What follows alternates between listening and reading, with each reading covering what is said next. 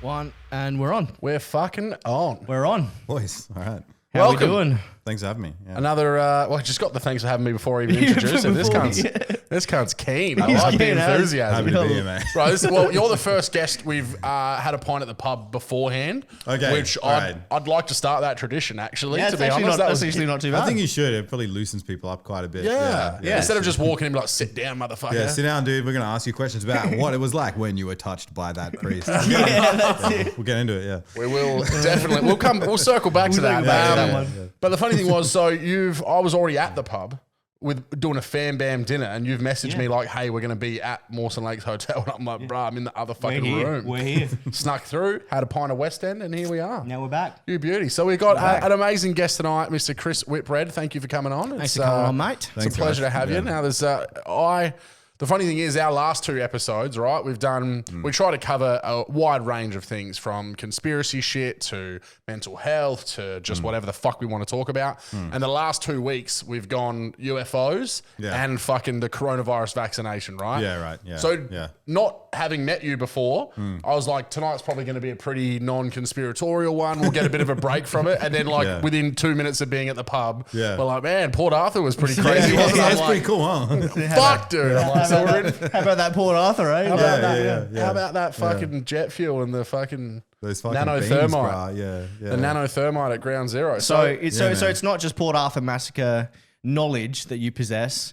It's also extreme talent on the drum kit. Mate. Oh, thanks, man. I tell you what, we had such a ball when we went into the studio last time, recorded the drums for all the Rogues Go stuff. Yeah, it was really fun. I really appreciate you getting me on board for that. It was wicked, man. It was really cool, wicked. dude. Yeah. Like so Patsky's been like, as he probably showed you this then, like weaving it in, and oh, dude, it sounds so thick. Yeah. He replaced the snare drum sound already. Like, it's like fuck.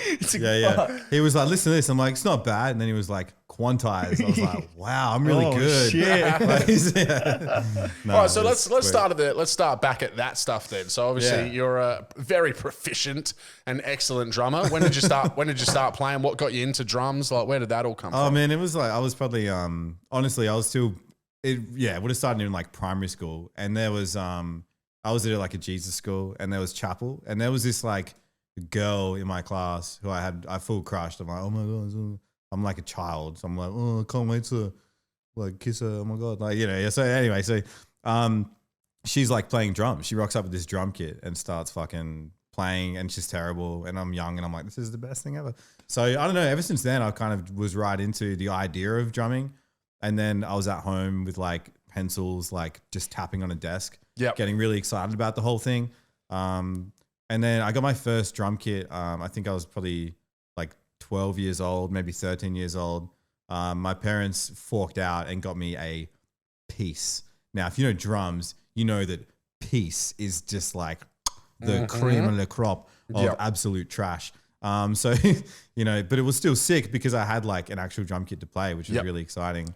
And then, I started hanging out with kids at school who play guitar, and we started like kind of, jamming a little bit, doing a little high school band, playing like Red Hot Chili Pepper songs and shit like that. Oh, fuck yeah. I was actually listening to bloody Californication and Scar Tissue like literally like an hour ago. I was singing Scar Tissue yesterday. Were you really? Just in that stupid fucking that I wish you sour. Yeah. That's as over the top as possible. Yeah, these songs are bangers, man. Bro. I sort of started doing that, and then met like a bunch of other dudes who were doing like heavier stuff. So this is me just getting into System of a Down, Slipknot, like Mudvayne. Like, whoa, this is sick. Oh my god. And then I started there, and then met these other dudes, and they liked Deftones and that kind of vibe. So we sort of gelled and did a few things. Man. And then I met some other dudes, which put me in my first actual band that played shows and stuff. That was okay. cool. So who was that? That was M Bird, and that was with Roshi, Dean, you might know, and then who else was in that at the time? Ryan Tulloch was in that. Old mate's cousin. Right. No shit. Who ended up being the singer in the Vampires, another Adelaide band. Yeah, I remember the Vampires. Vampires, fuck, dude. Yeah, so he sang in that. I'll show you guys a song later that's got him like doing that in M Bird, and it's so sick. Yeah. And then Micah from Abandoned Hope played guitar in that band and screamed as well. Okay. So we had this sick like post-hardcore sort of thing going on, and it was super fun. And then Mike is Micah started doing Abandon All Hope and getting into that. And then his drummer left, and then I kind of snuck my way in there. Nice, Started doing that. And then how long were you doing Abandon All Hope for then? Oh man, that went for like probably 2008. That would have been 18. Yeah, 2008 to 2012 probably. Yeah. Had a really good little run. So I work with Mr. Kelly. You work with Sean. Yeah, right. bro. So, okay. But it's funny, like the fucking Adelaide, man, is just how crazy. So I've known Pato for about 9 or 10 years now. Yeah. I've known him for about 6 or 7. Met them through completely different fucking walks of life. He was coming to my house for drinks, and I was like, "Oh yeah, my mate Pato's coming around tonight." And he's like, "It's not Sound Pato, is it?" And I was like, oh, "Yeah." Sound and then he's Pato. like, "Yeah, dude, we fucking did the course together." I'm like, "It's shit, fucking Adelaide." And then obviously start working at INET. Met him, and I was like, "Dude, I was at your last show back in the fucking day." Like, That's wild, Adelaide's man. just fucking It's out of ridiculous. control. Everyone's connected in some way. It's really Can't get away with anything, bro. Yeah, you really can't. Yeah, I've tried. Yeah, Port Arthur, you heard of it? Like, yeah. Like, what? No, I wasn't. Port Adelaide, you heard of it? Port Adelaide, heard of it? Yeah. Oh fuck, man. So then so we're out of Abandon All Hope. So how long were we in that for? Yeah, probably from what did it work out to? Like 2008 to about 2012, around that sort of time. I know some of those shows that you guys got Man, on. there was 2 really significant things that we got to do. One was supporting Parkway Drive, August Burns Red, and Architects on like one lineup at Thebi. That was incredible. That was like, walking out on the stage and just looking out, and there's like all these fucking, just so many people, like 2,000 people, man. It's like, how did you find that? doing it, Yeah. like overwhelming for probably 10 minutes. And then like amazing, but it's like over. Yeah. And the thing that I really kick myself the most about that is that the only footage we have is like a mate with his phone on the side of the stage who took a little bit. If we just all chucked in like $50, $100, we could have got someone with a camera to really capture it. So it's a bit of a bummer. What year was that? That would have been 2010 maybe, 2009, 2010. So around that So like time. Deep Blue Parkway as well, like not even maybe even before Deep Blue. Yeah, it was around, I think it was for the DVD tour. Right. True. Yeah. Like the first Parkway DVD. It was a tour that for would make sense. Yeah. And like a highlight of that for me though was like August Burns Red sitting behind Matt Green. I don't know how to pronounce he's so it. good, dude. Yeah, dude. I literally sat behind him like 2 meters behind him on stage, just my legs crossed, just like a little kid at school. Like, Yeah. okay. So, like, it was He's just, like a machine gun, bro. It's actually ridiculous. Yeah. He's a fucking like fiend. That was really cool. And then we did Thebi again with A Day to Remember and Under Oath. And by that point, I was like the most obnoxious, arrogant little cunt. Oh no. Dude, I was like, Went straight I'm to your fucking head. Thebi, man. I play this fucking venue, bro. Like, I was such a cocky little cunt. Yeah. It's so embarrassing to look back at what a fuckwood I was, dude, honestly. Luckily, there's no video of it then, man. Because There's plenty of stories though. I was the worst little fucking idiot, dude. When me being pretty much 18, 19 to about like 20, 21, like piece of shit, dude. Yeah, like, right. Yeah, just arrogant. At least you can admit it though. Well, yeah, I would just walk around like I was in run. Like that show, we supporting these amazing bands, Yeah. busting their asses, traveling and doing these cool things, and then we finish as an opener, and I'm like, yeah, cool. No, I was gonna pack up my drums, just fucking leave, dude. Like, Real. what the fuck? Yeah. Yeah. So pretty cringy, but Yeah. anyway, like that was really cool. And then we released Prowler in 2011. And that album was like sick for us and really cool for close friends. Yeah. It did not do anything anyway. Yeah, though. okay. Like, it was I don't know, like 6 years, maybe 7 years between albums. Yep. And everything had changed so much in the scene. Everyone's into deathcore now. Yeah. Not so much metalcore. Yeah. So that kind of leads into a little bit to A Night in Texas then. So what was the gap between Abandon All Hope and A Night in Texas then? What was it started off I left Abandon All Hope kind of in Adelaide already and joined this other band called Harlow. Okay. And was just doing like hardcore music with those guys, and that was like super fun. Young I just want to kids jump and- back quickly, actually, because if I'm correct, I was at I think it's one of your last shows was at the original Higher Ground Black Market in fucking the Night Train. Yeah.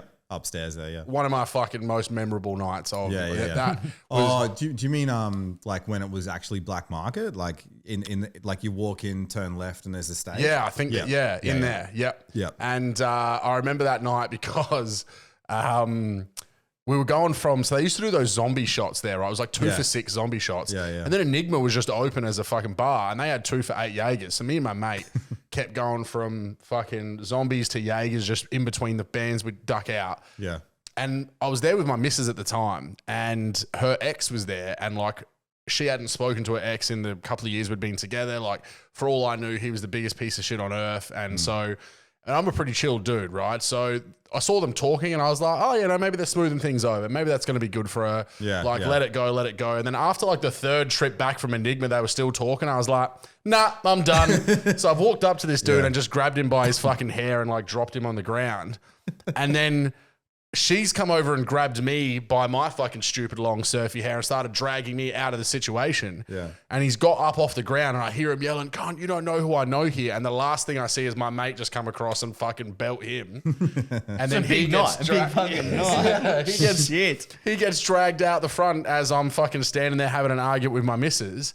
And then I went inside and watched you guys. And it was just the fucking And the that's most exactly intense why night. I got out of this stuff, because it fuels violence. You can see how it's Yeah, that's it's right. just not. Yeah. Oh, but back then as well, dude, like the whole like straight edge versus not like that was Yeah, I there was a never whole- understood how much of a thing that was. It really was. Yeah, eh? it was pretty legit. Yeah, I could like literal like fucking seething hatred for these Yeah. fucking straight edge people. They're like just if you want a drink, you have a drink. If you don't want one, don't have one. Yeah, Why do you it's need a super fucking weird. Yeah, people get so passionate about their little audience segment sort of thing. It doesn't really make much sense. No, it didn't. It's pretty funny. Yeah, I've never it seen goes through the whole like race stuff and everything as well. Though it's just like, Yeah, it's just like classism almost, like in a it's certain just way. fucking just have a good time, man. Yeah, Stop exactly right. fucking. Oh my god. And You're if all- you're you're and all if you're a hitched. cunt, you deserve to get lynched. Yeah. Like just fucking go die. Like, That's and right. Yeah. Let us all have a good time. Yeah. That's all anyone wants, man. I think what you were saying about like yourself, I feel like there was probably a lot of that,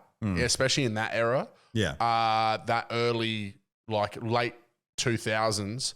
I just remember that you'd get a lot of that feeling from anyone that was in a band. Like most people were like, just remember people fucking spitting on the audience. I won't name Yeah. names, but Yeah. there's some like just some fucking foul human beings that existed. Yeah. And then that becomes like a, you know, it manifests itself. That kind of behavior and attitude. People look up to those people on stage, feel that that's okay or appropriate to do that, and then start doing that when they form. You know what I mean? There was that really chunk of probably 4 or 5 years where I felt like there was a really bad toxicity in that scene. Yeah, there really was, man, and I think it just purely came from like, you know, there's not many, you know, kids, no matter what kind of world you're in and what your hobbies are and what you're doing. There's not many places that you can walk in and have like, oh, these few hundred people are here for me, and it's like this is for me, and it's all about me, and this is me. Like it's that's kind of where the arrogance stems from, because like, you know, in what other thing do you get that? Yeah, and it's exactly kind of right. like you're a bit young to actually be having that. Yeah. You know what I mean? Like most people in like, you know, big bands and shit are you know, old, really. They're Yeah, kind of yeah, like, exactly right. Kind Yeah. of like mid to late 30s these Yeah, days. But you when know, you've like- got, and we had a time as well where there was like, Mm. you had a lot of opportunity to play shows. Yeah. When Black Market was at its peak and you had like, you know, Thy Art and fucking all of those bands like Yeah. constantly on a weekly basis. And Yeah. you've got support slots on that.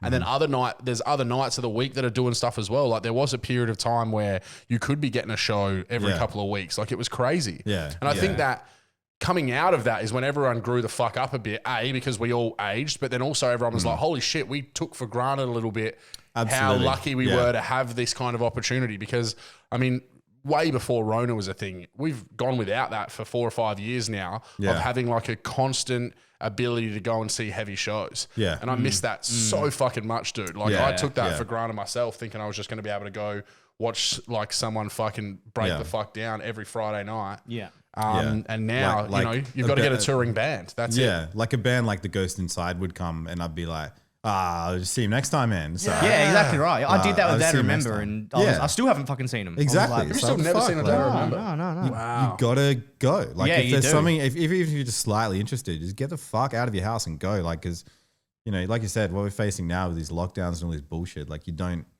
that opportunity doesn't really come around Yeah. again. Well, Like, I did it with Polaris. So so I was in the middle of my fringe run. So I did about 22 shows in a month.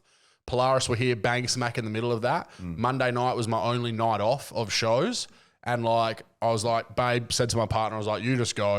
If I've got no shows on tonight, I probably should just fucking relax because I'm about to have another 6 days of shows every night. Yeah, Missed it the was best show flat out. I've seen in the last 3 years. Right. Not only was it an amazing show, but that's the last show that has been in Adelaide of that scale since we went into lockdown. Yeah. So I was but we just done Unify, and I was like so flat out. Again, you just take these things for granted. You think they're going to be back in 4 months, and they haven't been back here since. You know, it's fucking crazy, man. So harping back to a night in Texas. Yeah, So okay, So go from the very start with that, because I've always been like, interested. I've never actually known like what was with that, because you were Adelaide and they're from Brisbane. Yeah, so I moved to Queensland. So when I met my now wife, like who was my girlfriend at the time, she got like a scholarship to go and study at a uni. Yeah. Right. She's very great with books. Her life skills we won't get into, but Shout out. Shout out. shout out to the misso. No, she's great. So I followed her along, and then obviously I don't know anyone here. What the fuck am I doing here? This is insane. So I was working at some little computer shop, and then I jumped on Facebook and I'm looking at the local groups and trying to, get into a scene, like whatever's going on. Mm-hmm. And I met this dude called Josh, who was in a band called The Stratagem. Okay. And I was in this band called The Stratagem for probably about a year or two. They had like a bunch of songs, and I went and, we rewrote them. I programmed out all the drums. We did a proper EP, and it was sick. Like it went really well. We had a bunch of good shows. Like we were supporting a night in Texas. Okay. So that's sort of where, and there was a venue called the Lab. Was it that kind of, what was the sound for Stratagem like? Was Same, it of that? deathcore. Yeah, okay. Yeah. Which is Deathcore. Stratagem I wouldn't have picked as a deathcore. Yeah, when yeah. you compare like Sounds Stratagem. like proggy, right? Yeah, Yeah, it that's does. exactly Yeah, what I was yeah, going to yeah, say. yeah, Yeah, compared yeah. to a night in Texas. Yeah, And then yeah, Stratagem, I'm yeah. thinking that's some prog. But yeah, Yeah, that's- I know. I definitely did not get to choose the name. So, but yeah, like it was a great band, and there's Josh was great, and that's all I have to say. Everyone else sucked. Fair enough. Yeah. Josh was great. He was really cool dude. But anyway, so yeah, we were supporting that in Texas. There was a venue called the Lab that just opened up in Brisbane in like Wollongabba, and Corey was the sound dude, right? Okay. He was doing all the sound engineering for it. And then like I saw their drummer, and I was like, oh, I'd love to do that. Like I really feel like I could bring something to this. And then when you're a bit younger and you like kind of like a chick and you like say some shit, and then your friend says, and then they're like, oh, I think she likes you, man. Yeah. That's what it was like, man. But with with drums. Yeah. Nice. But with nice. drums, I was like, I really want to do that. And then they were like, yeah, Corey says you're a really good drummer. And I'm like, it was the stupidest fucking thing. But ended up connecting, and then he came like to my house, and we did like some jam on an electric kit, and then it just slowly kind of progressed into Went it. from there. Yeah, as their old drummer left. So that was like 2013, 14, I'm guessing? Yeah, probably. Yeah, around maybe 22, 20. Yeah, no, that would have been about 23, 24 I would have been. Yeah, so 2013, 2014. Yeah, okay. around there. Yeah, you got Yep. it. Yeah, so we started hanging out, and got in there and played some shows and had some really good times. Like we did like the first proper tour, and I like broke my ankle. like, Oh, really? How'd that like 2 happen? shows in. So we went to Canberra, and there was like this little snowfield that's I just want to stress, it's for children. Okay? Yeah, okay, It's yeah, literally for kids to be like, a snow player, I made a snowman. So But I a went- drummer can't go. A seasoned drummer can't go there and keep their Yeah. ankles intact. can't fucking handle it. So there's toboggans. And they're like, you can go down a little hill. And I'm like, fuck that. I'm going to surf this shit. Oh, so I stand okay. on it and just floop and crack the shit. Oh, no. And then, I was in Canberra Hospital for like 3 days, and then fucking flew home, and I'm laying on the couch for like a month, Fuck. It was pretty bad. It's like bolted. It's full So of someone bolts and took over shit. for you that tour, I'm guessing? No, we just pulled out. Oh, you just pulled out? Yeah, True. it was over. We had to bail on that. Bro. Yeah, it was a real bummer. Do And you then remember who was on that tour? it was called the Up and Smoke Tour. I think it was like, I don't even know. It might have been like Semperfi and like no like massive names or anything. Yeah. It wasn't like But a still, big it was a one, but national tour. Like. It was still sick. It was Yeah. really exciting. yeah. I hadn't done one for so long, since probably 2010 or around that time. Yeah, with a band. And, Yeah. So it had been a while. But yeah, man. And then and then life kind of just changes. Like Yep. it was Yep. sort of like, got pregnant, had a kid. oh, I got a kid, I better get married. Yeah. Got married. Oh, we're married, better get a house. Got a house. And like career things were changing as well. And all of that kind of escalated. And then I was like, hey, I can't do this band anymore. Yeah. They found someone else. And then we moved from Queensland back here, like to get family support pretty much. Because it had been, we literally went like 11 months without like just hanging out as a couple. Yeah, okay. Like it got really like dark and really, really kind of heavy. Yeah, because I guess because you wouldn't have had any grandparents. No, I had no one there. Like my parents came and visited me like twice, I think, in a year. Yeah. Which was sick. Like that was really cool of them to do. But yeah, man, it just kind of, it got really dark. And then we came back here and like we sold the house we had there, bought a house over here and did the transition. But yeah, like as much as there's so much of it that I hate and I really hate, there's also so much happiness that came from all of that as well. Yeah, of course. Yeah. You know what I mean? To come out the other end of all of that and just, That's huge. yeah, and like I went into like, all right, I got a family, I got to work. What do I need to do? And I just started trying to just kick the goals. I guess. Of course. Yeah. How you feeling being back here? Yeah, good. Good having Yeah. family support. Good living out in Lyndoch. It feels good. You know, a bit of quietness. And it's like I've set myself up to the point now where I finally have the like money to set up a studio. Yeah. So you were just saying this, so that's just like starting to roll around now, and so you've got all the foam and all the treatment up, or yeah, man, yeah. So in like the live room's 100% complete, so I can go play drums at like midnight. Neighbors can't hear me. I've got an outlet now.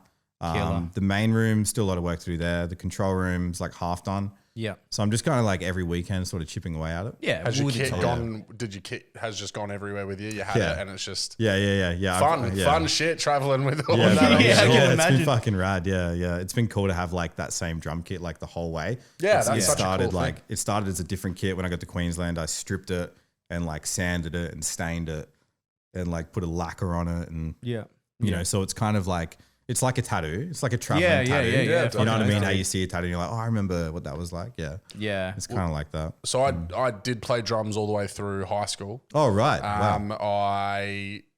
Because I went into music because I've just loved music and I always wanted to do like music tech stuff. Yeah. Which I've never pursued, but that's what I wanted to do music for because I knew that like at the time I was starting school, they all got the fucking Macs and they were starting to do the garage band and all that shit. I was like, yeah, sign me the fuck up. And then in like year 8 and that, they just get you to do a bit of every instrument. Yeah. And I just was like that with drums, like just had sick. rhythm fucking there. But then as I got higher in school, Jamie, who you've done Corinthian Kennels for, he's now like a fucking, he's got his like masters in fucking jazz drumming or something. Like he's insane. Yeah, wow. So he was in the same year as me. Yeah. I'm at Paralawi Art of 12, so there was only so much kit time. So like as I got higher, I was like, dude, you fucking have it. Like I'm sitting there like just learning how to double kick and stuff. Like, so I'm like, I'm not going to stop you doing your thing. But yeah, like I had a kit. Mum and dad finally let me get a kit in like year 11 and I was smashing at home. And when I moved out, I couldn't take the kit with me.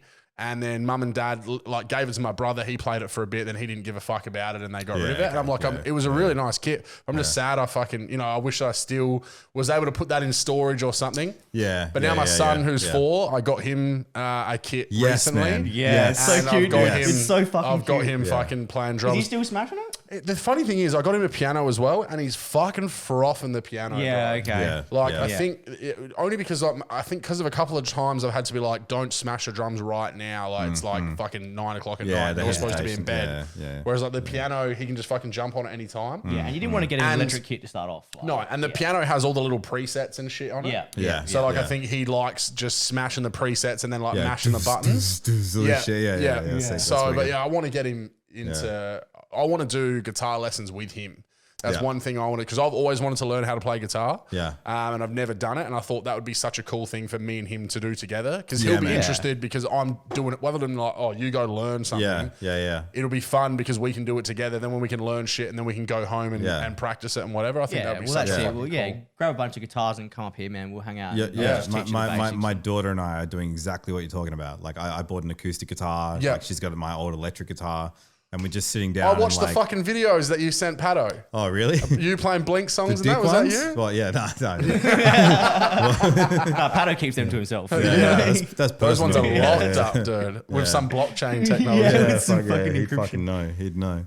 No, I just realised. I was watching you. I'm play the Blink. Yeah, just starting to get into it. So I'm like, I've got this like weird, creepy Tom DeLonge obsession at the moment. I don't know why. Yeah, UFOs. Yeah, UFOs, and then like just his music and like Freemasonry is another really interesting thing that he's sort of into. Checking floors and shit. Yeah, man. Hey, checking floors. Yeah. Well, I went to a festive board last night. Yeah. A festive board. Yeah, What's that? I'm on my way. I'm actually on like the Freemason path at the moment. Okay. Yeah. So last night I went to a festive board, which is sort of the introduction to meet the lodge and meet everyone else who's involved in the lodge. And yeah, so the next steps from here are just finishing off the paperwork, and then I'll be going through my first degree. Interesting. To become an apprentice. What entails this? What's your? They can't talk too much. Yeah, about there's plenty to like, I'm not a Mason yet. Yeah, so at this stage, everything I know is just public knowledge. You know what I mean? There's no secrets. But yeah, like my understanding is just, and this is what really got me interested in it. And so your life, right? You're pretty much just trying to put together a puzzle. Yeah. Right. You don't know what piece goes where. You just keep trying to do it till it fits. But when we have an actual jigsaw puzzle, you have a reference, right? You've got a thing to look at. Oh, that color it's like a guide. Yeah. That color kind of goes there. Oh, that's an edge piece. That's an edge piece. It kind of goes there, right? So that's sort of a good analogy for it. So the idea of Freemasonry is that it helps you to put together the puzzle by giving you better tools. Okay. Better tools. And that's why Freemasonry is so like a lot of the language and a lot of the symbolism is based on actual masons, actual stone masons. Oh, okay. I didn't know because, that. Yeah. There's a lot of references to I won't go into it too much with the language and stuff, but chiseling off the corners of a stone to ensure that everything can be plumb in a specific way. Right. They're talking about you as a person and chiseling off the things about yourself that aren't necessarily. Good or whatever. So are you framed like approaching it with the perspective of like a religion almost, or are you more so approaching it for like trying to build like a community? And it's like a brotherhood type thing. It's a full brotherhood, especially the lodge that I'm getting involved in. Like it's absolutely no women. Oh, okay, sort of interesting. thing. Okay. Yeah. So Jamie's. We were just talking about Jamie. He's been in it for quite a few years. Oh, as well. right. Yeah, Okay, right. So do you know where he's at with his degrees? No, it's been a while, so I'd have to check back in with him. We used to talk about it all the time, but I haven't actually asked him. Didn't know that. I'm gonna have to ask him now. I'm curious. Yeah, well, he's coming to my show next week. Is he? My Giggles. He's going to drive me in because me and him haven't got to catch up for a while, and he's been wanting to come out and see my comedy. So I think he's going to come next week. So you have to grill him in the audience. We'll do. What degree are you, motherfucker? Yeah. No, very interesting. But that's what he said, man. He said that it was more that he was just learning so much from, because he obviously he's in a group that we're in for our crypto stuff.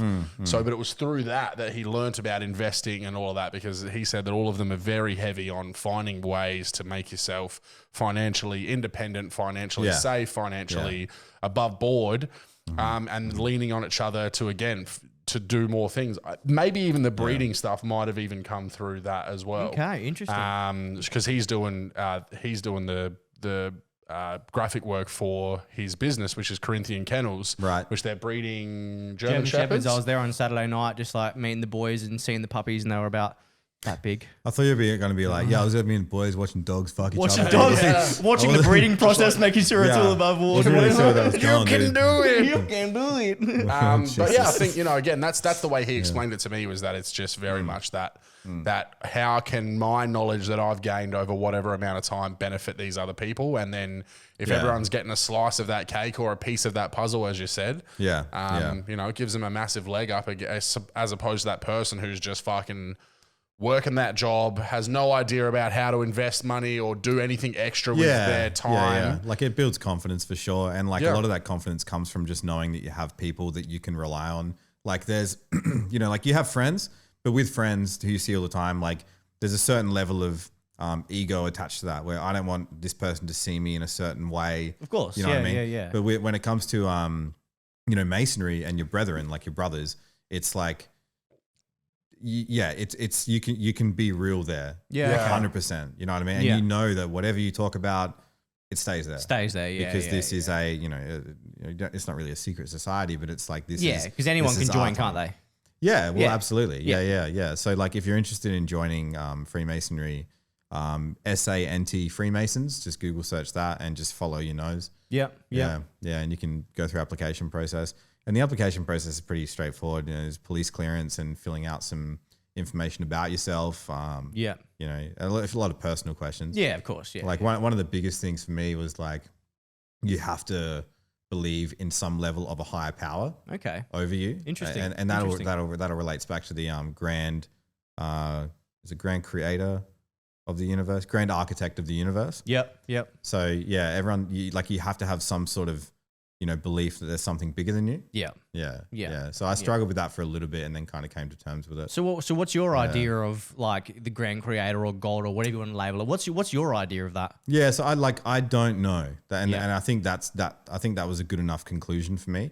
I always feel like I'm not that smart, dude. Like I'm not that, but things have just kind of worked out. Yeah, I've always kind of blindly just followed the path of life, and I've said yes to pretty much everything all the time. And I'm not a very abrasive person in that sense. Except when you were 19. Except when I was 19. Yeah, that was a fuck time. But like it kind of all started when my wife was like, "I'm going to Queensland. Do you want to come?" I was like, "Yeah." Yeah. And I was like, "I need to get a job. You can work here." I was like, "Okay." Yeah. And then I'm looking for a band. Do you want to play with us? Okay. Like I just started saying yes to everything. Yeah. Yeah, it kind of just worked out. So, yeah, I don't know. It's either like some simulation shit where I'm just playing out this game that I feel like I have control over that I don't. Yeah. Maybe there's, even if it's like kaboom, some fucking scientific reason that everything exists, that's still bigger than me. Yeah, exactly. I'm still at mercy to a thing, aren't I? So, yeah, that was kind of my justification to it. I've got a lot of. Yeah, in summary, sorry, I talk a lot. No, mate, we're on a podcast. That's what we're here for. They've heard enough of us, bro. Yeah, they've definitely heard something of us. different. Yeah. Like I have a lot of different ideas. None of them are concrete. I'm not like, this is the thing. I'm not a this is the thing kind of person. Yeah. Well, you know what I mean? I think as the conspiracy stuff we talk about, I think what we mention all the time on this podcast is that's the whole idea with everything is entertaining the idea. And I've said this on the podcast before, but it's one of the things that I've helped my partner with her anxiety and stuff is being like, you have to believe that there is an infinite number of possibilities at every moment, right? Absolutely. This podcast could continue on this path of normalcy, or a dragon could somehow fly through the window and burn us all alive. Now, one of them is more likely than the other, but that and everything in between exists on a plane of possibility. So if you're going to sit there and be like, I have to try and steer on this fucking path of like controlling everything, you're going to tire yourself the fuck out, and you're never going to be satisfied. Which kind of makes sense with the whole like, do you believe in a higher power, and will you relinquish yourself to a higher power to some degree? Because you don't actually have an option. Yeah, exactly right. Yeah, exactly really? right. Like you can be like, show me it and I believe it, and I'm like, okay, so you do think there could be something. Okay, cool. Well, then, you just answer your own question. Really. Yeah.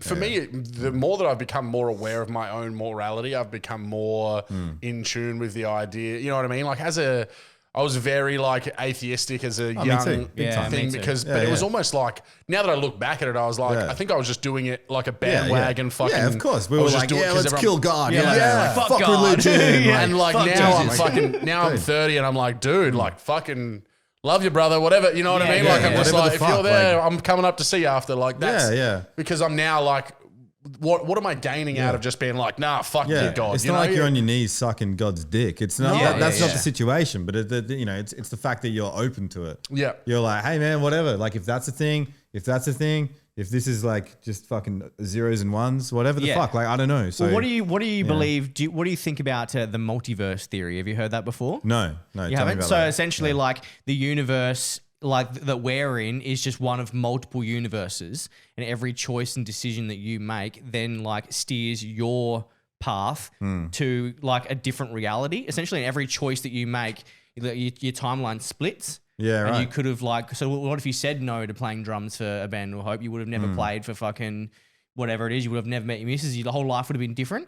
So essentially, and like, so where there's another one, it's called Port Macquarie, right? That's fucking instead of Arthur. Yeah, we won't get into Port Arthur, man. So it's like that. It's like that real grandiose thing of like every decision that you've ever made has led you on that path, but at the same time, every other decision you didn't make was that other. That's really interesting. It would be hard to imagine or come to terms with a environment, universe, whatever, where there could be that many variables in existence. You know what I mean? Super interesting. Maybe. I don't know. You don't know. I don't know. I'm not. Yeah. But like, could you imagine, think about how many people there are, right? Or are you saying it's only relevant to your consciousness? It's only, well, the way I look at it is it's only relevant to your consciousness because in my opinion, we are all the same consciousness. We're just different camera, essentially. Right. A different viewpoint of the same thing. So the way I look at it is we're all one, and every decision we make, it's like the camera's just facing this way now instead of that way. Yeah. Okay. Yeah. So it's more like we're all just kind of observing things differently. Yeah. Is that? Yeah. Yeah. Okay. Because have you heard of the quantum slit experiment? No. Okay. So like there's this laboratory experiment that they've done where they sent a particle of light from a laser. Oh, is this when you look at it, it's different? To what so it when you actually observe was? something, it's different. So they sent this particle of light through this like board that had like 2 open gaps essentially. Yeah. And then when they were watching it, it was like going through, and the light was like going through, and on the board behind, it was coming up as like where it was blocked off by the board, it wasn't going through, which makes sense, you know. But when they weren't observing it, it was coming up with like the particle was hitting behind where the board was. So it was essentially. How do they observe it without observing it? How do they come to that conclusion without actually? See, like in terms of like the quantum mechanics and how they did that, I don't actually know. I was listening to this. I forget his fucking name. There's this dude who is on podcasts all the time, and he kind of talks like this, and you know what I mean. And he's got these really interesting ways of speaking. And but he's right into quantum mechanics, I think it's called. And interesting shit, man. Like, just to be clear, way over my fucking head. Like, I'm listening to it and I'm like, that's a big word. Like, you know what I mean? Like, dude. Yeah, some parts of it you get, but a lot of it's like, I don't have a fucking idea, man. But, well, that's what a lot of these scientists say. They like, if you think you know what quantum mechanics is, you don't actually know. You're already lost. Like, You've already lost. You've already lost. Like, it's fucking full on. But just that whole like observing it, not observing it, and then when you're observing it, it's acting as a particle. When you're not, it's acting as a wave. That's why when it goes through the slits in the board on the other side, it comes out with like multiple lots instead of being blocked. Yeah. So it's full on. Pretty wild. Yeah. Yeah. I think there's a lot to. Yeah. I like it, but you can again just. How do they even get paid? First up, can we just touch on that before I go into the fact how do the physicists get paid? Yeah, just before we go into the fact that putting so much energy into something you have zero control over is silly. Before that, I want to get to that. But like, how do they make money? Sitting there just talking about, maybe it's fucking. Well, I think it would be like private funding from corporations and governments and stuff. Because governments are always like, hey, it was like the nuclear bomb when they were trying to do that. You know, they were like, all right, well, we need to fucking figure this out before China, Russia, Iran, whoever it is, figure it out. This is some fucking reverse conspiracy shit. So over here, they're funding money trying to make COVID shit disappear. Over here, they're funding money to try and get to the bottom of why things look like a particle versus a wave before someone else does. Yeah. Well, and if you look at what's just come out in the last week about the Dr. Fauci, so how he got found. So you know who the Fauci cunt is, the American. I do not. Right. Okay. So he was like the leading epidemiologist that the mainstream news in America just referred to for the answers to everything COVID related.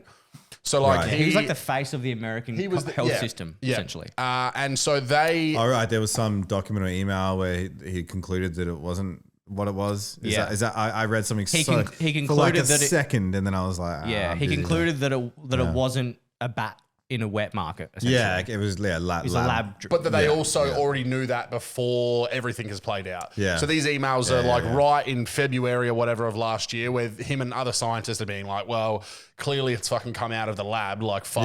Yeah. But then shortly after that, going on American TV in front of 310 million people, and that then gets spread around the world being like, it had to come from a bat. Yeah, man. This is fucking all Ozzy Osbourne's doing, man. He's just out there spreading swear to God, man. Well, there was even a thing, and again, I don't know if this wasn't confirmed from the emails, but I saw another thing that they were saying, like, they said take the rest of the samples from the lab and go to the fucking wet markets and just fucking get them in there. So that if that becomes a hot spot of corona, then you can be like, see, fucking wet markets, like, and then I wouldn't put that past them at all, dude, to go like, how do we fucking, but it's just look, that just at its very base level, it gives you an example of just how much fuckery there can be. Oh, there's way too much to really, start putting energy into, man. Because like, you can't keep up. And that's, like, so all you can really do is just be like, all right, what's in my circle of interest? What can I actually control? Outside of that, what can I influence to make my life better?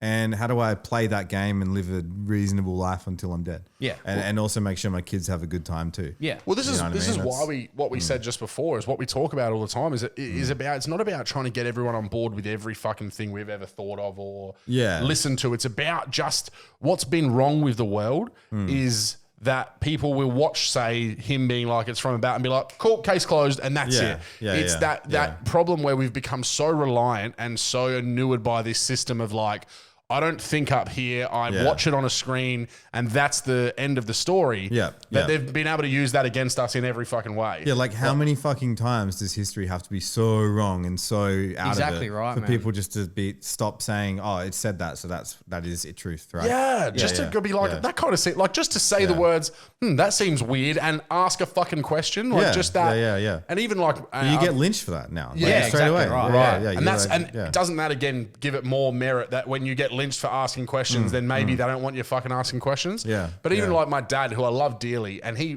probably has more conversations with me now than what he used to. But when I first started like going down fucking rabbit holes worth of stuff, and mum, because mum's read a lot of books right over the years. She's just reads. And there's a lot of like science fiction and like those novels that seem to like talk about the kind of shit that I've now looked like, and it's the story, it's the background of this story about the government doing this thing or whatever. And then so I'm telling her, and she's like, that's funny. I've read 5 books where that's the fucking plot, and now you're telling me that that's a thing that possibly happened. Yeah. So like she would listen to all my stuff, but my dad would always be like, I don't fucking care what's going on, whatever, just let it happen. And I'm like, that attitude is what exists by the fucking billion. For where sure. people are just like, well, we'll let them do whatever they want to do. And I it's think like, I think it comes with getting old and tired. To Oh, be 100%. Because you honestly, don't have the energy for it. I feel like I'm getting tired. Like Do you actually feel that? as a person? Yeah. Like I'm like, fuck, man. Like, what are you gonna do? You gonna call him? You gonna ring? Hey, man, can you stop the? yeah. You're not gonna do anything. We felt that a bit. Yeah, I think That's what especially really. lately. That's what really fucking is annoying about all of this. It's like you see some shady shit going on. What are you going to do? Yeah, You know, like, I think the way I look at you it know? is because at the end of the day, like my goal, his goal, anybody that like wants to research the truth, yourself included, right? Yeah, we just yeah, want yeah. a better fucking world, bro. Yeah, for sure. We just want Like- people to get treated fairly, and with the way the system is at the moment, it's obviously not fair. Yeah. So when we're saying Yeah, like yeah, we yeah. want to research this and learn about this and expose this, and it's more so about other people thinking about it, so that they can then go, hold a minute, this is actually wrong. We just want to treat everybody on the same level. That's I want somebody in Namibia to have the same life that we do, essentially. Yeah, well, there's no reason why it shouldn't be that Exactly way. You know right. what I mean? It's when you got one fucking, I don't know, man. When you get to having like a fucking multi-billion, trillion, even getting into trillions of net worth and shit, like It's I don't just know if anyone's there yet, insane. but come on, man, like just chuck $1 billion out. And Yeah, just fucking exactly right. solve hunger Exactly with $1 billion, right. dude. Come on, dude. Well, the one thing that I will say, and I've said this a couple of times, is that like when I first started like looking into stuff, probably when me, you, and Dosto first started hanging out about 6 or 7 years ago, when I used to talk about it with anyone, like the stuff that was like blowing my mind and I just wanted to talk about it, the rejection of what I was saying and the anger about me talking about it was unbelievable. Like it actually weirded me out. I couldn't believe how much people didn't want to hear my idea or my opinion on something. Like they literally... But what I will say is that I'm at a point now where as much as I'm being censored, as I said, with my Facebook being deleted but having a general conversation with people, I feel like people are way more receptive than what they used to be. So there is a shift. There is this consciousness shift where people are a little bit more like open to the idea that things aren't just as what they've been fucking laid out before them. A big part of this is obviously us growing up as well as people and our friends. You know what I mean? Like you go and talk to, you know, someone from California who just came out as I'm a turtle. Hello, like someone Like a full furry. heavy lefty sort of vibe. Like you're not going to get a word in, dude. No, that's Like, right. You're very right. You get one word in that doesn't agree with exactly their list of things. Like you're getting fucking cancelled, dude. You're getting fucked. Yeah. You know what I mean? Like Yeah. that shit is like you were saying, friends not being receptive to these conversations. That shit is like that on steroids. Yeah. Yeah. Like this is scary. absolutely. This isn't just nah, fuck off. This is like If you say that again, Yeah, I'm gonna fucking. like this is that's some scary shit. It is pretty full on over there, hey. It's like they're getting trained how to behave based on internet content, man. It's it's really wild. It's like a new army to push people's what minds. is it that they say all the time? This recreational outrage is insane. When you look at it at the scale that it's at, in which people are. I said it before at the pub about how they found a Twitter post of a fucking not even famous English cricketer. Yeah. And he's been ended up fucking, I don't know if he got banned or something happened. Yeah. So then someone's gone, I reckon there's more where that came from. Yeah. And gone digging. I'm gonna jump on this. It makes it that, like, what kind of hobby is that to try and find outlandish shit that someone said 10 years ago so that you can then be the person that breaks the fucking story about how these people said some fucking, and like we said, the opinions that I held as a fucking, what am I, 30 now, as a 20-year-old, much fucking different than what I have as a 30-year-old by like a fucking country mile, like do you feel that way, that your views have like dramatically changed since 2030? Absolutely, man. Yeah. Well, like you just said, your behavior, your attitude and everything as a 20-year-old. Yeah, that was even within a 3-4 year period, you know what I mean? Yeah. Things change. You just kind of grow up and you start to value different things. Well, you moving to another state and having to like build your own would have made you very humble very quickly very quickly, man, because like I can go back, I'm in a good position now. I'm happy with where I'm at now, but like I go back to 8 years ago and I'm sitting on the stairs in a rental townhouse sharing a 6-inch subway with my wife because we don't have any money. Yeah.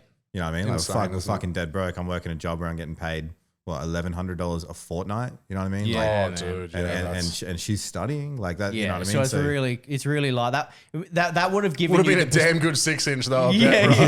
Fucking sick, bro. That would have given you the perspective sick, that you have now, where like you can sit in your brand new Tesla that you've just got and be like, yo, like now I've like worked super hard for this, and I don't want to go back to sitting on the fucking stairs eating a 6-inch. Yeah. Like I'm getting that foot long, motherfucker. Yeah, I'm getting a foot long. Don't get me wrong, man. If you want to eat a 6-inch, you can. Yeah. Trust me, there's always room. There's always room. Stairs here as well. So and Subway delivers these days, man. It's the future. Speaking of cars, what's your favorite car of all time? Have you got a real cult classic? Like, no, I really don't, man. Nah. Because like my dad's right into old cars. Like he's got an old Valiant hard top, like a sick old V8, big fucking big boat car. Yeah. And he loves that. And I've just never really been into old cars because you get in an old car and it's like, yeah, cool, and like You get in a new car and you're like, oh, it's nice and warm in here. Like it's kind of nice, right? It's actually good. Yeah.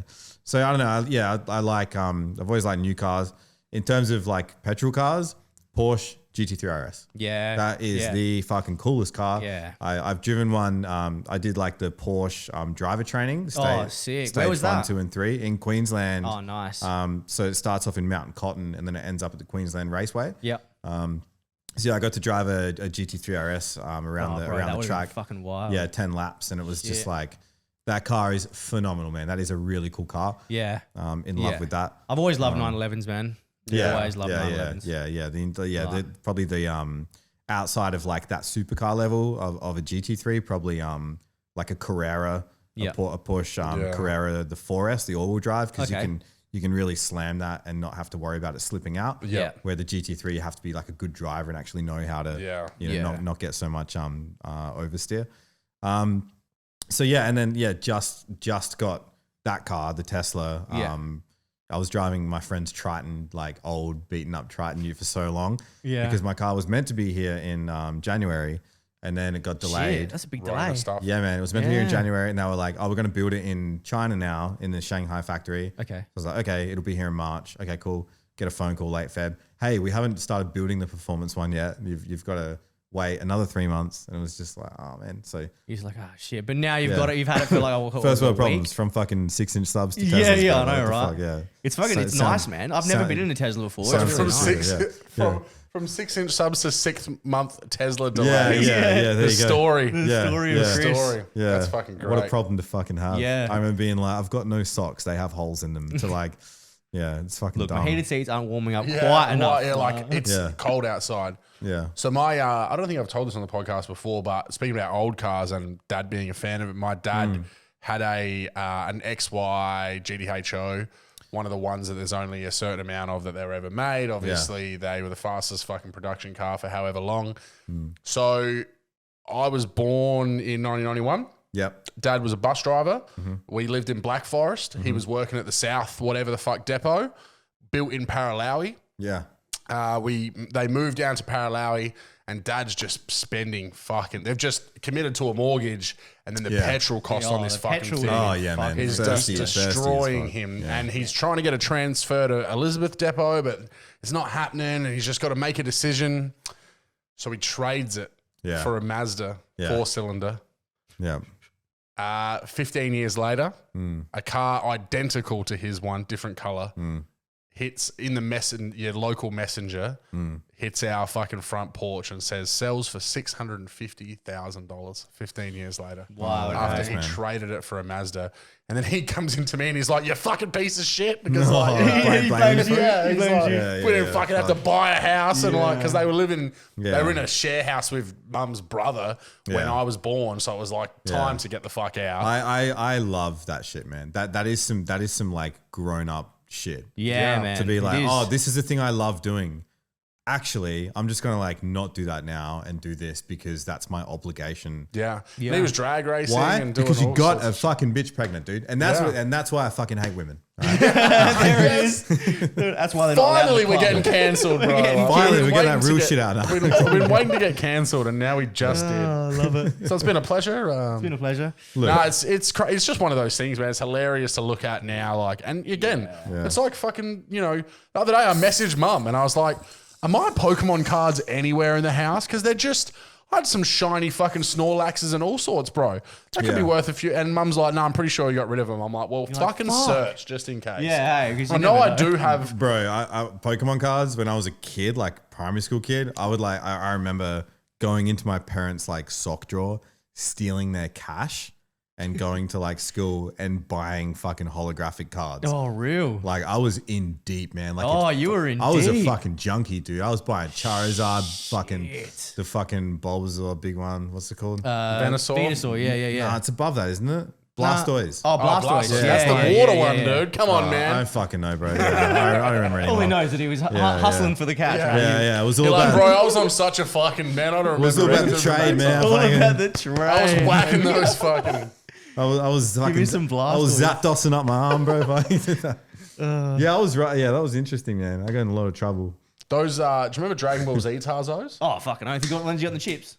Yeah, bro, man. Yeah. Coming home on shopping day when mum's bought 2 of the big fucking packs and you used to get 5 Yeah. in the thing and you'd get a fucking holographic or a fluoro. mate. Why don't Just they do lose that your shit mind. anymore, man? I got I kids. don't know what Yeah, I the know. fuck's They got- don't do any Where's cool the shit fucking like that. toys? anymore. What do they? What The do fuck? your kids get around? Is it like just TV now, or are they? Yeah, it's the late like honest. All right, actually, Hot honestly, Wheels is the only thing that remains. Yeah, My Hot Wheels son's just- bro. all about Hot Wheels and they're still as good as what they ever Yeah. were. We'll give Hot Wheels that. Hot Wheels are sick, man. My kids are like 5 and 6, and they have iPads, but they only, I've got them all on, they're Samsung tablets. I got them all like Android control, like they can't do shit. It's all like, it's Yeah, all- good. I'm yeah, like yeah. government level watching. Fucking them, hell. right? Yeah, But you got to when they're 5 and 6. Man. yeah. The internet's a fucking fuck yeah. place. We make our own fucking vaccines at home, bro. Yeah, that's it. We put They're them going up. nowhere, bro. Yeah.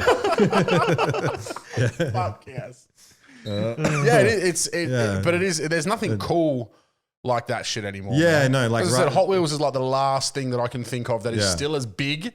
Yeah. And Barbie for girls as well. Like, are the only Yeah. 2 things that have seemed to maintain their popularity and like quality level. Yeah. Whereas everything now is just the most fucking. There's budget. like a new bullshit made in China trend every fucking 2 months, dude. Honestly, like Yeah, that's Yeah. right. There was like Hopkins, some fucking bullshit little plastic fucking little things. Okay. That was like, oh, let's destroy the ocean. And then there was a new thing now called Poppets, and it's like it's like a rubber thing, and they pop. Yeah, and they're What? like. I haven't seen this. What is it? Yeah, Winston Bro. does have one actually of a fucking right. ice cream. and It's you like yeah, pop it. it's some shit, man. They just love it. Like my daughter she's into it so much.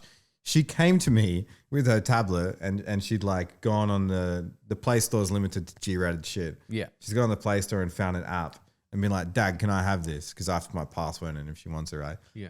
And it's a fucking digital poppets, Poppet. man. Oh no! I'm like, you've got the real fucking thing, man. Like, what are you doing? The whole Like, purpose of them is supposed to this be is- because it's cool to like pop it in and out. How old are your kids? 4. Do they watch Ryan's Toy World on fucking YouTube Yeah, I Kids? think I've heard Yeah. of that before. What the fuck is with kids watching other kids Other play? kids, yeah. Go fucking play. Yeah, What is yeah. wrong with you, you little cunt? It's like I can't Oh think of my anything God. now, right? That's going to be holding the same value as a shiny Charizard. yeah, dude. Do you know what I mean? Like, Have you seen Andy and Ryden? Have you seen them before ever? Like it's like it's a not dad the- who's a skater and then their kid, but they like do Nah, this toy sounds reviews. sick. All right. They do skating, which is cool, and they do but they like do bottle flip challenges or like review toys or whatever. Yeah, He's okay. obsessed with them too. Yeah, I'm sick. like, Yeah. because his mum's always fucking all the time being like, "Do you want a brother?" And trying to con me into another one. Yeah, and then yeah, he's yeah, like, "Yeah, yeah. I want a brother called Ryden." And I'm like, "Well, we're not going to call it the same as a fucking YouTube kid." Yeah, but, no. Any no kids was pretty sweet. One kid, pretty good, doable, right? It goes Yeah. to bed, now you get a break. You're like, but now I got 9 motherfuckers. 2 kids? Yeah, don't know. Yeah, I got 2. Yeah, Yeah. yeah, and it's sick now because we're at school. Yeah. Yeah. That fucking okay. 5-year stretch, dude. It's like this, and there's no water, dude. Yeah, It's getting hot out here, man. It's getting, it's wild. True. Yeah, it's wild, man, yeah. The thing is, we've got a perfect, like, you know how much of a mad cunt Winston is, right? Yeah, he's good. And so, He's a like, good that's dude. the worst thing is that, like, there's no way in hell I Is get that that fucking lucky cool? again. You want another cool one? Yeah. Yeah, you that's- don't want to take that's the thing. lottery. I don't want to you know? take that Yeah, risk. yeah, Because if I got a girl and if I got my attitude in a girl, I'm fucked, dude. Like, Yeah, man. I was Yeah, yeah, such a yeah. cunt of a kid. Yeah. And I'm still a kind of an adult, but like with a little bit of perspective. Yeah. But like my attitude in a girl is just game over for me. Because at least with like my son, I can just be like, hey, do you want to fucking box on, kid? Like, you know what I mean? Yeah, Like, yeah, whereas yeah, a girl, yeah. I'm like, not going to be like that. So she's just going Yeah. to manipulate the fuck out of Yeah, me. she's gonna kick you on the balls, dude. Yeah, Like, dude. Like I just, I can't. I don't want to. straight for And the also, jewels. my Yeah. attitude and would be her mum's attitude. Like the combination of those two. Yeah. Game over. Just sign the deed over to the house Yeah. at 4 years Yeah. old. She owns us. Like Yeah, that's bro. that's Yeah. what would happen. So I'm scared of that. But It's I know crazy she's how they're gonna just get me. like concentrated versions of you. Like every now and then you see a good part. Majority of it's the bad parts. You know what I mean? I see my daughter like screaming and being. I'm like, oh my god, like that's me. You know what I mean? Yeah, It's yeah. crazy. Like there's so much of yourself that you see in your kids. It's mental. Yeah. Oh, Yeah. mine is he's got such an attitude already, but he's got like the sweet nature. You just see it all. You see the Yeah. whole range Yeah. of like emotion Yeah. stuff, and it is crazy. It's Yeah. it's crazy just to be in charge of something like that. It's you know, crazy, man. I saw a thing on Facebook the other day, which I think is important, you know, where it's like when kids don't understand, because I mean, how the fuck are they supposed to? But it's like kids don't understand when they're kids that they're watching their parents still grow up. And it's like to look at that and kind of look back at my own life and think like, you know, my mum and dad are 21 and 24 or Yeah, something when hey. they had me. Crazy, And I think hey. about me at 21 and 24, if I had a kid right then, I mean, I had one at 25, 26 or something. Yeah. But I was like, yeah, fuck, dude. Me at that age, like Yeah, I was a yeah. fucking idiot. Like, Yeah, so man. Yeah. to think that I should have, like, you know, look at my parents and be like, you guys should have had it all fit. No, you fucking shouldn't have. Oh, bro, Like, yeah. I used to be like, man, like most Sundays I'm sitting in my dad's car while he's in the pub and I'm just in a car. And I was like, this is fucked. And I was like, now I would never do that. Just to be clear, I would never like. No. Yeah, But at the same time, Now with I'm- a Tesla, though, with this yeah. extra security. Watch Now they fucking- can play rock and sock and robots on the put fucking fucking. put fucking Netflix on. Nah, Yeah. like, but now I'm like, yeah, you know what, Dad? Like, yeah, you're right. Yeah, Yeah. I'll let it go. Yeah, Understood. Yeah. Pretty shit out here sometimes. You know, I get it. And the pub is good. The pub is a good It's time. a good time. And I We mean, came back from then there as and well, still when it would going, have been yeah. like, you know, you Yeah. could have had $20 to your name and had like 10 pints. Yeah. Like, Smoke fuck fucking yeah, ciggies in the pub, mate. Yeah. Like, oh my god, dude. What I'm a so shame. glad I went to Vegas. I went to Vegas 8 years ago, and Yeah. it was still everything was smokable. Still lighting up. When Yeah. we really? went, Yeah. when we got into the hotel, and me and my mate were like, yeah, checking in, and they're like, oh, do you want a smoking or non-smoking? And we're like, we have a choice. And the worst Like thing of was, room. yeah, like you got a choice. Yeah, Oh, hotel dude. room. You banged the hooker, right? Yeah. Oh, fucking but sick. We'll get into that. We gotta get into that. But the funniest thing was is that we couldn't find a cigarette that tasted anything like a fucking Winnie Blue, like something good. They were all dog shit. Yeah. And the rooms have no ventilation. Oh. But just for the sake that you could smoke in your room, we're sitting there like, Line up. Just dutching it out. this for is no so reason. good right now. Yeah, Like it was just, dirty fucking Chinese businessman. Like, oh, bro, yeah, it was just we didn't realize that one of the fucking stupid mistakes I made was I rang one of the cards that Yeah. you pick up off the ground over there.